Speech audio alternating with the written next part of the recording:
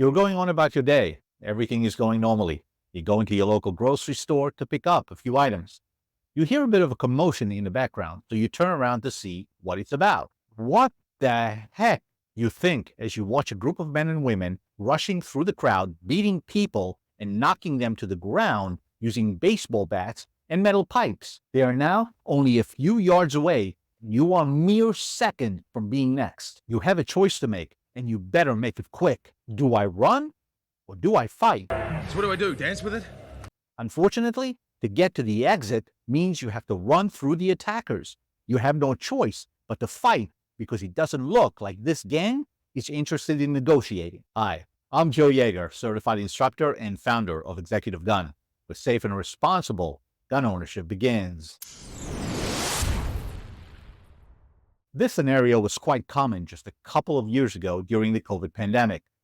More so in some parts of the country, part of why gun ownership and concealed carry applications reached record levels. Although those who found themselves in the middle of such incident may have carried a gun for protection, too many were not skilled enough, if at all, to handle such an attack. If you intend to carry a firearm for protection, there are 5 skill sets I believe you must possess in order to dominate and survive a violent attack. In my opinion, these are non-negotiable. Number 1, the fundamentals. The fundamentals of shooting are the proper posture, grip, breathing, aiming, and squeezing the trigger. Your development as a shooter, especially for self-defense, depends on how good your fundamentals are.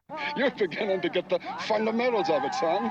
Number 2, shooting with either hand. Shooting effectively with 2 hands is a given, but violent attacks are dynamic and often over in seconds. The attackers will usually have a deadly weapon of some sort. You may get injured, and if one of your arms or hands is incapacitated, you will likely have to shoot back with one hand, and it may even be your weak hand.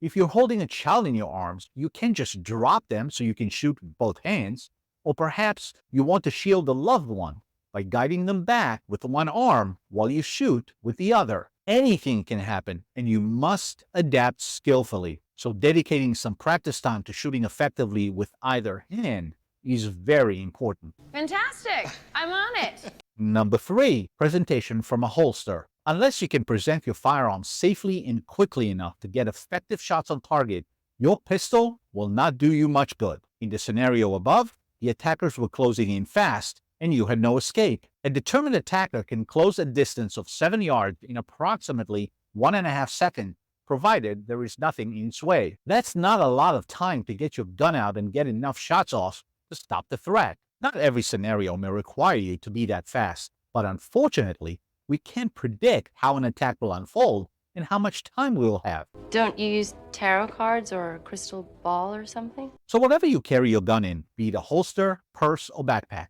make sure you practice the presentation until it is dialed in. Number 4, emergency reloads. Most self-defense incidents will likely not require an emergency reload. That means you run out of bullets and have to replace your empty magazine with a full one so you can continue to defend yourself. However, in a scenario like the one above where there are multiple attackers and multiple victims, you may need more ammunition, but possibly be required to perform an emergency reload. It is also quite common in self-defense incidents to shoot more bullets than expected, be it because of panic or because the attacker just keeps coming. You may get injured and forced to fight with only one hand. That means potentially having to perform an emergency reload with only one hand available. Oh, baby, you'd be amazed what a man can do with one hand. Also, magazines can break or malfunction too, so having a spare is a smart precaution. Carrying a magazine or two and knowing how to quickly change them if need be is essential to being able to continue to fight back. And number 5, fixing malfunctions. Most good quality guns these days, except perhaps .22 caliber firearms, don't often experience malfunctions, but they still may. Malfunctions can also be caused by faulty ammunition, magazines, and human error. It's not always the gun. There are several common malfunctions, and if you carry a firearm for protection, you ought to know how to quickly recognize them, fix them, and resume shooting. I take care of my guns very well, yet I still have malfunctions occur for all the reasons above and more. Some malfunctions may not be fixable on the spot, but the most common ones are, and you must know how to fix them quickly or you're out of the fight, or worse. How much worse? Twice? Thrice? 4? 5? These 5 skill sets are not the end-all be-all, but further development towards becoming a confident, effective, and safe concealed carrier rests on these 5 skill sets. Learning to perform these skills is one thing. Learning to perform these skills on demand and under pressure is a whole other thing. It requires the right kind of instruction and consistent, deliberate practice over an extended period. It takes commitment. I'm ready for commitment, Harry. The kind of commitment most gun owners don't have. How do I know?